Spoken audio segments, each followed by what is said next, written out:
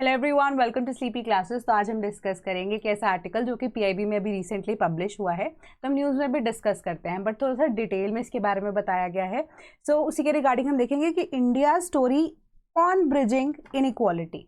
तो world bank की जो रिपोर्ट आई है उसके बेसिस पे इंडिया जो है 4th नंबर पे आता है, यानी कि 4th मोस्ट इक्वल नेशन की पोजिशन पे दिया गया है। ठीक है, तो उसके आउटकम्स एक्चुअली में क्या क्या हुए, सरकार ने क्या क्या इनिशिएटिव्स ले, एंड जिनी स्कोर जो हम बोलते हैं वो 25.5 यहाँ पर आया है इंडिया का। तो 4th ग्लोबली इंडिया इस टाइम पे स्टैंड कर रहा है, एंड डेटा हमें ये बता रहा है कि 2.3% हमारी जो पॉवर्टी है वो ड्रॉप हो गई इन द ईयर ऑफ 2022-23।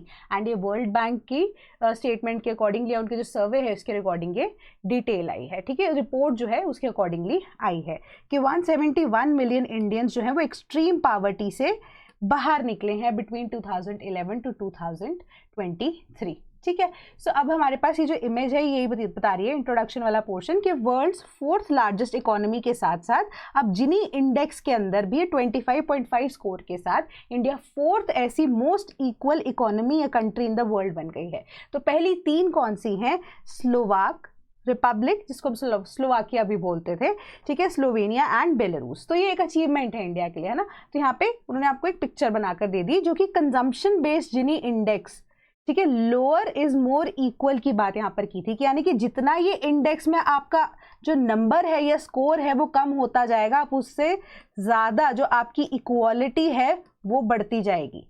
ठीक है, सो जितना कम स्कोर उतनी इक्वालिटी, उसको भी आगे डिस्कस करेंगे कैसे। तो उन्होंने यही चीज़ बोला कि ये अचीव हो पाया है क्योंकि इवनली हमने देखा है कि सारे सेक्टर्स में यहाँ पे ग्रोथ देखने को मिली है एंड इक्वल एक्सेस लोगों को देखने को मिला है। तो इसके बेसिस पे आप एक चीज़ को यहाँ पे रियलाइज कर सकते हैं कि जो गवर्नमेंट स्पेंडिंग है ना, तो गवर्नमेंट स्पेंडिंग में स्पेसिफिकली जो उन्होंने स्कीम्स में स्पेंडिंग की है यहाँ पे वेलफेयर के लिए, यहाँ पर जो सोशलिज्म को यूज करते हुए आप कह सकते हो, या एक बेटर अपॉर्चुनिटी के तरीके से जो स्कीम्स में स्पेंडिंग गवर्नमेंट की हुई है, उससे अब जो अपॉर्चुनिटी है वो सभी को मिली है इन एवरी सेक्टर, कि उनको एक तरह से सुना जाए या उनकी बात को आप कह सकते हो आगे रखा जा सके, है ना। जैसे हेल्थ केयर फैसिलिटीज़ की बात करते हैं, वो अगर इवनली डिस्ट्रीब्यूटेड नहीं है यहाँ पर, तो अमीर के पास तो वो अब अपनी प्रॉब्लम बताने का मौका होगा, बट गरीब के पास नहीं है। बट हम देख रहे हैं कि आने वाले जो सिचुएशंस देखी जा रही है, सरकार की तरफ से जो स्पेंडिंग होती जा रही है उसके अकॉर्डिंगली अब इक्वल जो है एक्सेस मिलना शुरू हो गया है ना। थोड़ा बेटर यहाँ पे आपको रिप्रेजेंटेशन फील होता है हर एक पॉसिबल वे में।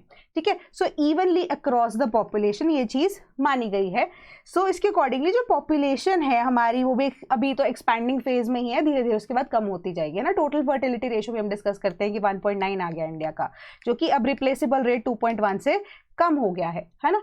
सो एज अ रिजल्ट जो हमारी पॉवर्टी है या एक्सपैंडिंग फाइनेंशियल एक्सेस है या delivering welfare support directly to those who need it the most, poverty को कम करने में हेल्प कर रहा है, रिड्यूस करने में हेल्प कर रहा है ना।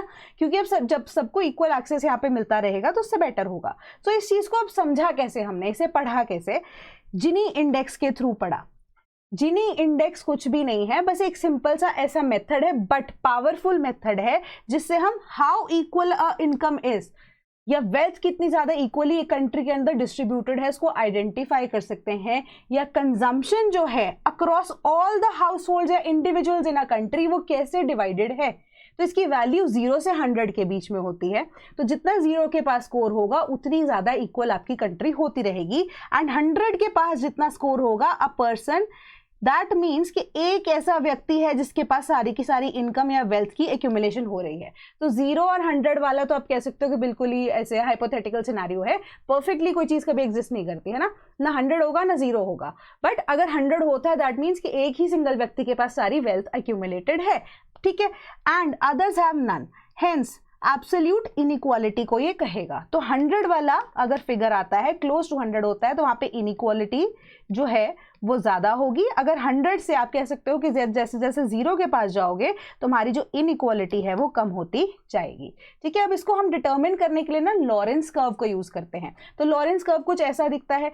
अब लॉरेंस कर्व का बेसिक आइडिया क्या है कि क्यूमुलेटिवली पूरे देश के अंदर कितनी शेयर ऑफ इनकम कमाई गई है, एंड कितने शेयर ऑफ लोगों के बीच में कमाई गई है, यानी कि टोटल नंबर कितने लोग हैं जो कमाने वाले हैं एंड कितनी ज्यादा इनकम उनका टोटल क्या है।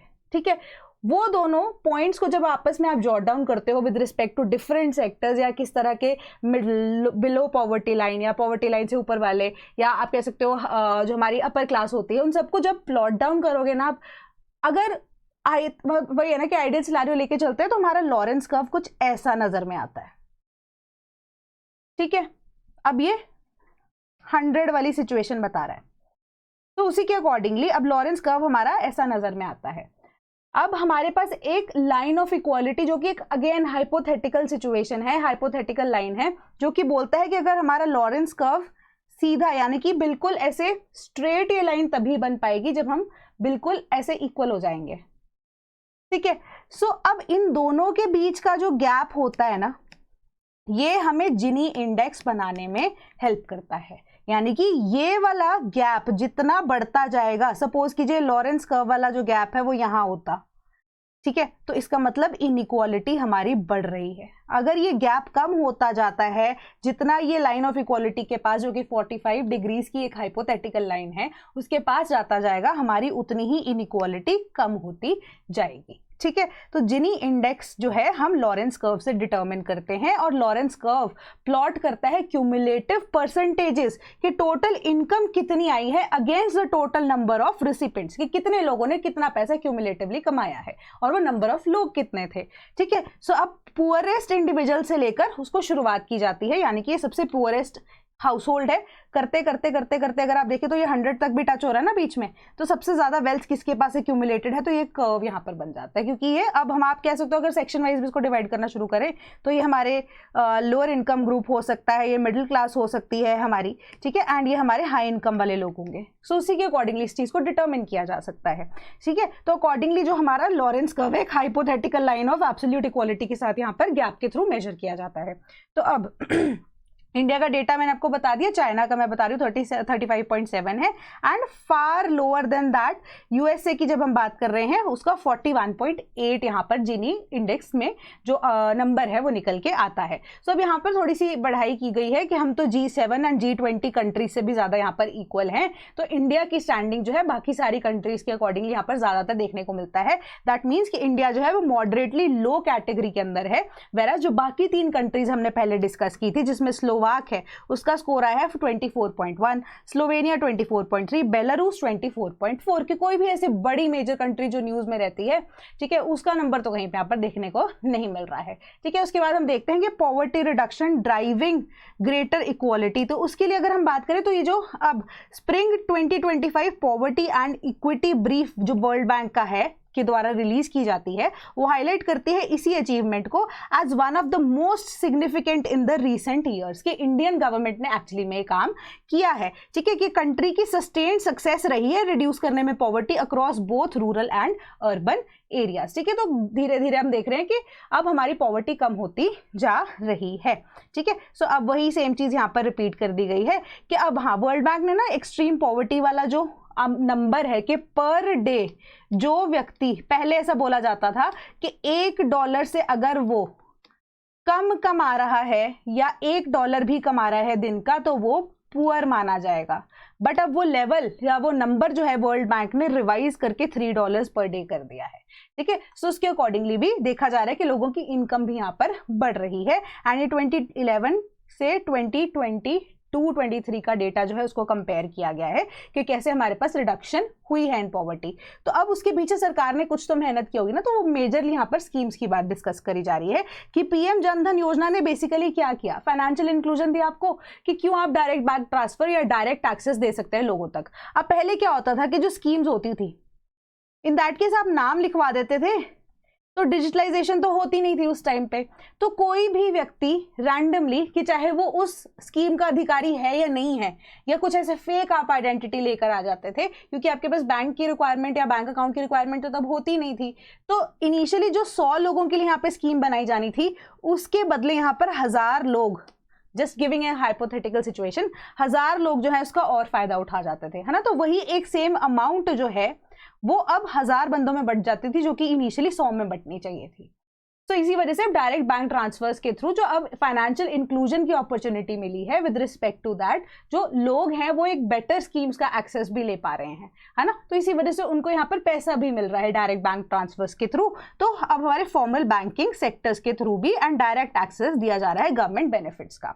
Then Aadhaar and digital identity, digitalization मैंने बोला, एंड डिजिटल आइडेंटिटी के साथ हम आधार को जोड़कर देख सकते हैं कि एक यूनिक डिजिटल आइडेंटिटी हर एक व्यक्ति की है। तो हमारा आधार नंबर है वो हर एक का अलग अलग होता है। तो इस वजह से हम इजीली रिकॉग्नाइज कर पाते हैं कि वही व्यक्ति है, क्योंकि बायोमेट्रिक्स का डेटा भी है, हमारा आइरिस स्कैन भी उनके पास होता है ना। तो एक डिजिटल लाइब्रेरी उन्होंने क्रिएट कर दी कि ये व्यक्ति जो है वो ये है। जैसे हम स्पीशीज में नंबरिंग नहीं करते हैं, है ना, कि जैसे पेड़ के ऊपर कई बार उनका जब सेंसस हो रहा होता है कि हाँ ये स्पेशल नंबर इस पेड़ का है तो यहाँ पे होगा, तो उनके रिगार्डिंगली अब QR कोड के लिए भी बोल रही थी ना सरकार के, ट्रीज की जब सेंसस होंगे उनके ऊपर QR कोड भी लगाया जाएगा। पायलट ने प्रोजेक्ट चल रहा है, इसके बारे में कभी और बात करेंगे। सो अकॉर्डिंगली आधार भी एक तरह से हमें ऐसे ही रिकॉग्नाइज कर रहा है। सो उससे क्या हो रहा है कि आइडेंटिफिकेशन बेटर हो रही है, तो स्कीम्स का एक्सेस भी और बेटर तरीके से हो सकता है। अब आधार का बैंक के साथ भी लिंक हो रहा है ना, हो गया है ऑलमोस्ट, ये तो मैंडेटरी कर दिया गया है। Then with respect to that हमारा अब जो पैन कार्ड है उसके साथ भी उसकी लिंकिंग जो है मैंडेटरी कर दी गई है। सो इसी तरीके से बेनिफिट्स ताकि इजीली सरकार के द्वारा जो खर्चा किया जा रहा है वो पहुंच पाए। सेम यही डायरेक्ट बैंक ट्रांसफर के लिए एक स्ट्रीमलाइन कर दिया गया ऐसे प्रोसेस को, जो कि वेलफेयर के लिए है सरकार, ठीक है, सरकार कर रही है लोगों के वेलफेयर के। देन आयुष्मान भारत, अब तो हमने पैसे की बात भी कर ली, स्कीम्स के एक्सेस की बात भी कर ली। नौकरी के लिए लोन, जब हम फाइनेंशियल इंक्लूजन की बात करें जनधन योजना के थ्रू, वो भी हमें इजीली अवेलेबल हो गया। बट अब हम मेडिकल फैसिलिटीज की यहाँ पे बात करते हैं, तो वो आयुष्मान भारत के थ्रू हमें मिला, है ना, कि 5 लाख तक पूरी फैमिली में 1 साल तक आपको क्या मिल रहा है, मेडिकल ट्रीटमेंट आप ले सकते हैं। 5 लाख की लिमिट उन्होंने लगा दी। एंड उसके बाद आयुष्मान वय वंदना योजना, क्योंकि आयुष्मान जो भारत स्कीम है वो 70 ईयर्स से कम वाले लोगों के लिए थी, ठीक है। अब वय वंदना योजना के तहत 70 साल से जो ऊपर वाले व्यक्ति हैं वो भी अब ट्रीटमेंट ले सकते हैं irrespective of their income status, ठीक है। सो इससे काफी लोगों को बेनिफिट हुआ। तो according to PIB 79 crore health accounts जो हैं वो क्रिएट किए गए हैं इंडिविजुअल्स को लिंक करने के लिए। तो अब हमारी हेल्थ फैसिलिटीज भी स्ट्रेंथन हो गई हैं, क्यों, क्योंकि 32,000 से ज्यादा ऐसे हॉस्पिटल है जो कि एम्पैनल्ड है ना। अब आयुष्मान कार्ड वहां पे वैलिडली चल सकता है। देन स्टैंड अप इंडिया की बात कर रहे हैं, इंक्लूसिव एंटरप्रेन्योरशिप के अब सरकार क्या चाहती है, मैन्युफैक्चरिंग सेक्टर में चाहती है ना यूनिट खुद से लगाना, ठीक है, कि हम भी अपने ही आत्मनिर्भर बन सके, सेल्फ रिलायंट बन सके, कि हमें किसी और कंट्री के ऊपर डिपेंडेंट ना होना पड़े। तो अब उसी तरीके से एंटरप्रेन्योरशिप को भी गवर्नमेंट यहाँ पे प्रमोट करती है। तो उसके लिए स्टैंड अप इंडिया हमारी स्कीम थी, ठीक है, कि 10 लाख से 1 करोड़ के बीच में यहाँ पर लोन्स दिए जा रहे हैं। एंड पर्टिकुलरली यहाँ पे जो हमारे बैकवर्ड जो जितने भी ओरिजिन के लोग हैं, या फिर SCs हो गए, STs हो गए, इवन विमेन जो कि अब सोशली एम्पावर्ड भी नहीं है ना। So in that case SCs, STs and हमारे जो विमेन है वो स्टैंड अप इंडिया स्कीम उनको यहाँ पे प्रोवाइड कर रही है लोन्स, है ना, एंड वुमेन एंटरप्रेन्योर्स को, ताकि वो ग्रीन फ्री एंटरप्राइजेस का पार्ट बन सके, है ना। ग्रीन फील्ड एंटरप्राइजेस का हम ये नहीं बोल सकते कि हाँ कि वो खेती बाड़ी में यहाँ पर लग जाए या कुछ ऐसा वाला प्रोजेक्ट। ग्रीन फील्ड एंटरप्राइजेस के बिल्कुल बेसिक से शुरू करें, यानी कि एक न्यू प्रोजेक्ट को ओवरटेक करें, ठीक है।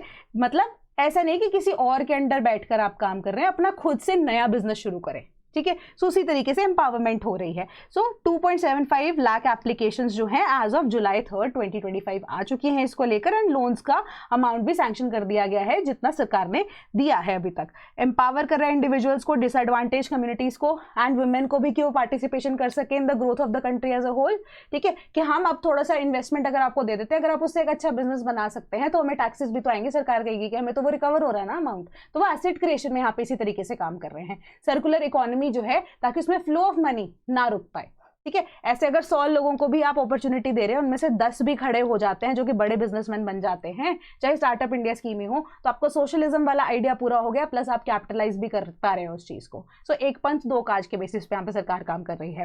देन प्रधानमंत्री गरीब कल्याण अन्न योजना की बात कर रहे हैं, फूड सिक्योरिटी की बात आ गई, ठीक है। तो इसको पिलर ऑफ सोशल प्रोटेक्शन बोला जा रहा है। कोविड-19 पैंडेमिक के टाइम पे इसको लॉन्च किया गया था, ठीक है। सो अकॉर्डिंगली उसको अब एक्सटेंड कर दिया गया।